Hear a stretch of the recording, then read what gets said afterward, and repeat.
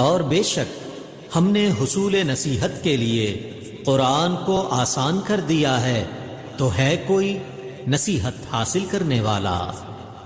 بسم اللہ الرحمن الرحیم۔ شروع اللہ کے نام سے جو بڑا مہربان اور رحم کرنے والا ہے۔ السلام علیکم ورحمۃ اللہ وبرکاتہ۔ کیسے ہیں آپ سب؟ میری دعا ہے اللہ تعالیٰ سب کو صحت و عافیت کی بہترین حالت میں رکھے۔ اللہ تعالیٰ آپ کے گرد گھومنے والے ہر شر کو خیر میں بدل دے، آمین یا رب العالمین۔ آج ہم سورہ انفال کی آیت نمبر 66 میں اس مشکل ترین ورڈ کو پڑھنا سیکھیں گے۔ آپ دیکھ سکتے ہیں کہ یہاں پر میم ہے اور اس کے ساتھ الف ہے اور پھر حمزہ بھی ہے۔ یہاں پر بہت سے پڑھنے والے کنفیوز ہو جاتے ہیں کہ اس الف کو کیسے پڑھا جائے، یہ پڑھا بھی جائے گا یا نہیں پڑھا جائے گا۔ تو انشاءاللہ آج ہم اس ورڈ کی بھی کریکشن کریں گے، اور دوسرا والا تو بہت ہی مشکل ہے۔ آپ دیکھ سکتے ہیں کہ یہاں پر 3 واو اکٹھے ہیں، ایک واو کے اوپر حرکت ہے، دوسرا ساکن ہے اور تیسرا واو جو ہے وہ مشدد ہے۔ بہت سے لوگ مسٹیک کرتے ہیں، اور وہ کیا مسٹیک کرتے ہیں؟ کیونکہ وہ کنفیوز ہو جاتے ہیں کہ یہاں پر 3 واو آگے ہیں، تو کس واو کو پڑھا جائے گا، کس کو نہیں پڑھا جائے گا، اور یہ پڑھا کیسے جائے گا۔ تو انشاءاللہ ہم اس ورڈ کی کریکشن کریں گے، کیونکہ یہی ورڈ دوبارہ نیچے بھی آیا ہے نیکسٹ آیت میں، تو یہاں پر ہم ٹھیک کر لیں گے، انشاءاللہ ہمارا نیکسٹ والا ورڈ بھی خود بخود ٹھیک ہو جائے گا۔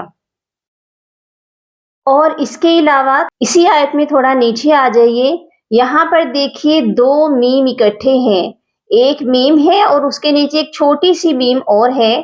تو ہم آج اس قاعدے کو بھی سمجھیں گے کہ یہ والا میم کیوں لکھا جاتا ہے اور کیسے پڑھا جاتا ہے۔ تو چلیے اینڈ تک میرے ساتھ رہیے گا، اور آپ لوگوں سے ریکویسٹ ہے کہ اگر آپ کو ویڈیو کی سمجھ آئے، آپ اس کو ضرور لائک اور شیئر کیجیے گا، تاکہ اور لوگ بھی اس سے فیض یاب ہو سکیں اور اس صدقہ جاریہ میں آپ کا بھی حصہ شامل ہو جائے۔ تو چلیے ویڈیو سٹارٹ کرتے ہیں۔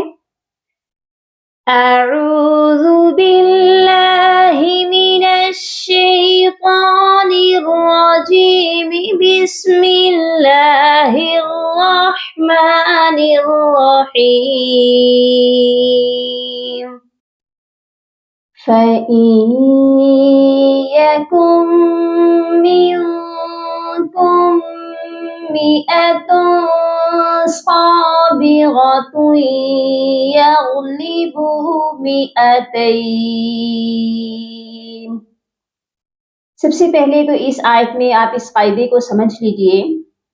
فرسٹ ورڈ میں لکھا ہوا ہے فَإِن، اس کے سپیلنگ کرتے ہیں فا زبر فا، حمزہ نون یا زیر این۔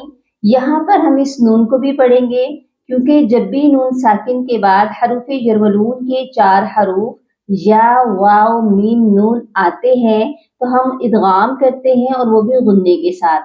تو اگر ہم اس نون کو نہیں پڑھیں گے تو ہم یہاں پر صرف ادغام ہی کر پائیں گے اور ہمارا غنہ رہ جائے گا۔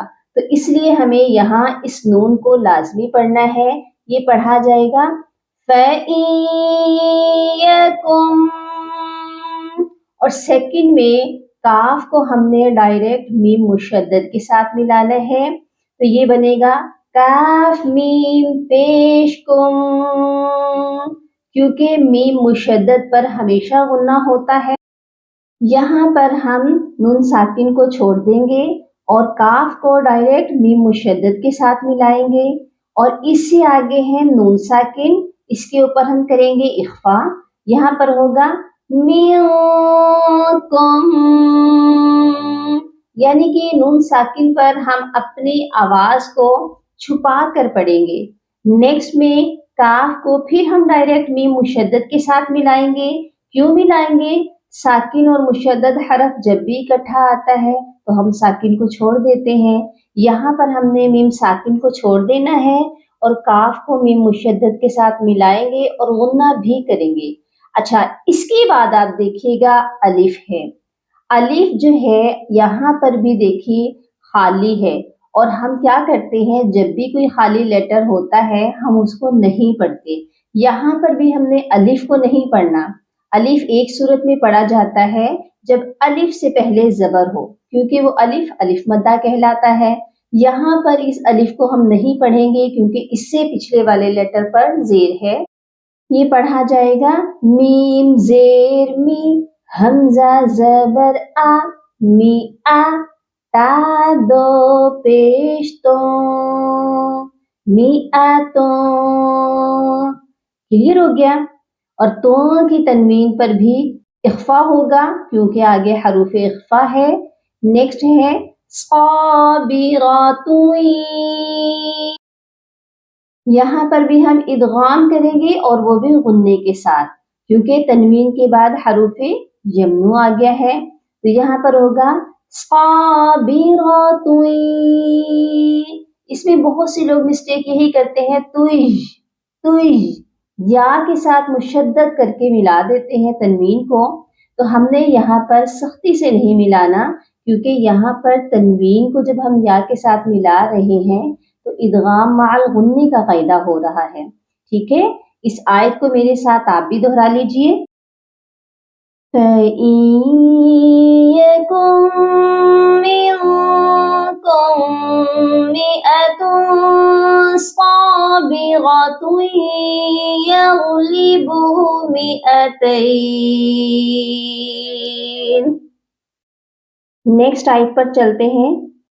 وَالَّذِينَ آوَوا وَّنَصَرُوا. ادھر دیکھیے میں نے اس ورڈ کو کیسے پڑھا ہے. اس کے ہم سپیلنگ کریں گے. حمزہ کھڑی زبر آ، واو واو زبر وو. یہاں پر 3 واو اکٹھے ہیں. ہم نے واو جو حرکت والی واو ہے اس کو ہم نے ڈائریکٹ واو مشدد کے ساتھ جوائن کرنا ہے اور درمیان میں واو ساکن کو چھوڑ دینا ہے. اس قاعدے کو آپ ایسے سمجھ لیجئے جو کہ بہت آسان ہے کہ جب بھی آپ دیکھیں کہ کوئی بھی مشدد اور ساکن لیٹرز اکٹھے ہوں تو ہم اس میں سے ساکن لیٹر کو چھوڑ دیتے ہیں اور مشدد کو پڑھتے ہیں. اور کیوں پڑھیں گے اس کے بارے میں بھی آپ سمجھ لیجئے کہ مشدد حرف 2 بار پڑھا جاتا ہے اور یہ لازمی ہے کہ اس نے 2 بار پڑھے جانا ہے. تو ہم نے اس کو 2 بار پڑھنا کیسے ہے؟ مین پوائنٹس تو یہ ہے کہ یہ 2 بار پڑھا کیسے جائے گا. ایک بار مشدد حرف اپنے سے پچھلے والے حرف کی حرکت کے ساتھ مل کر پڑھا جاتا ہے اور سیکنڈ ٹائم وہ اپنی حرکت کے ساتھ مل کر پڑھا جاتا ہے. تو ہم نے اس کے پیچھے دیکھا، اس کے پیچھے تھا واو ساکن اور اس کے اوپر کوئی حرکت ہی نہیں ہے. تو ہم واو مشدد کو واو ساکن کے ساتھ کیسے جوائن کر سکتے ہیں؟ اسی لیے ہم نے واو ساکن کو چھوڑ ہی دینا ہے اور پھر واو جو حرکت والا ہے جس کے اوپر زبر ہے اس کی حرکت کو ہمیں واو مشدد کے ساتھ ملانا پڑے گا اور اسی لیے واو واو زبر واو یہ ایسے پڑھا جائے گا.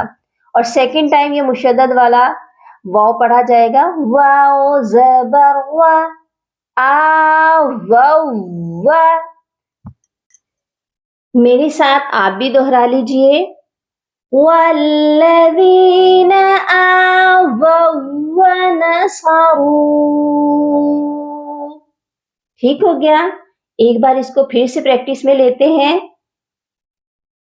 وَالَّذِينَ آوَوا وَّنَصَرُوا أُولَئِكَ بَعْضُهُمْ أَوْلِيَاءُ بَعْضٍ. یہاں پر دیکھیے توئے کا وقف ہے اور جب ہم وقف کرتے ہیں تو آخری حرف کو ساکن کرنا ہوتا ہے. یہاں پر ہم قاف کو ساکن کریں گے تو اس کی تنوین کو نہیں پڑھیں گے، یہ پڑھا جائے گا باو. یہاں پر بھی آپ دیکھیے 2 لیٹر اکٹھے ساکن کرنے پڑ رہے ہیں تو یہاں تھوڑی سی مشکل ہو جاتی ہے. اور عین کو تو آلریڈی ساکن ہے ہی، آپ نے غوط کو بھی ساکن کرنا ہے اور اس کے لیے غوط کو تھوڑا سا پرومیننٹ کرنا ہوگا. تو جب ہم غوط کو ساکن کریں گے تو ہمیں عین پر حرکت نہیں لگانی ہے. بہت سے لوگ یہاں پر یہی مسٹیک کرتے ہیں کہ عین پر حرکت دے دیتے ہیں باعو باعو. تو یہ ایسے نہیں پڑھا جائے گا. ایسے پڑھنا درست نہیں ہے. عین ساکن ہے تو ساکن ہی رہے گا، لیکن ہمیں غوط کو بھی ساکن کرنا ہے. یہ پڑھا جائے گا اولیاء بعض. اوکے، امید ہے آپ کو قرآن پاک کے یہ مشکل ترین ورڈ بڑی آسانی سے پڑھنے آ چکے ہوں گے. آپ کو قرآن پاک پڑھتے ہوئے کہیں بھی کوئی بھی ورڈ اس طرح کا کوئی بھی مشکل آپ کو لگے تو آپ کمنٹ سیکشن میں ضرور بتائیے گا. انشاءاللہ نیکسٹ ویڈیو میں اسی پر بناؤں گی. اپنی دعاؤں میں یاد رکھیے گا اور اپنا بہت سارا خیال رکھیے گا. فی امان اللہ. اللہم فقہنا فی الدین، اللہم بارک لنا فی اوقاتنا. سبحان ربک رب العزت عما یصفون وسلام علی المرسلین والحمد للہ رب العالمین.